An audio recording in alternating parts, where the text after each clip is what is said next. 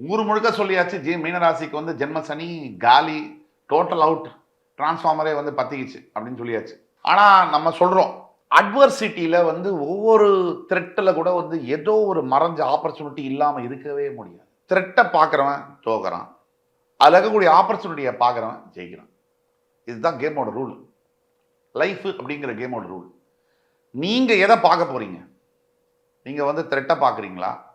உங்களுக்கு ஜெயிக்கணுமா தோக்கணுமா? அதை வச்சு நீங்கள் பாருங்கள். நீங்கள் வந்து குரு கொடுக்கக்கூடியதெல்லாம் போயிடும் கையை விட்டு. ஆனால் சனி கொடுக்கக்கூடியதெல்லாம் வந்து சாகிற வரைக்கும் உங்கள் கூடவே இருக்கும். இப்போ சனி வந்து உங்களுக்கு கெடுதல் செய்கிறார் அப்படின்னு நீங்கள் நினைக்கிறீங்க. இதில் தான் மாறுதல் இருக்குது. ஒவ்வொரு மனிதருடைய வாழ்க்கையில் பிடிச்ச கெட்டது, பிடிக்காத நல்லதுன்னு இருக்குது. இந்த பிடிச்ச கெட்டது நடக்குதுன்னா, எனக்கு ஒரு பொண்ணை பிடிக்கும், இல்லை பையனை பிடிக்கும், நான் லவ் பண்ணுறேன், கல்யாணம் பண்ணிக்கிறேன், கடவுள் அதை ஆசீர்வாதம் பண்ணி சரி கல்யாணம் நடத்துன்னு சொல்லிட்டாருன்னா, அவன் அதுக்கப்புறம் படக்கூடிய அவஸ்தை இருக்குல்ல,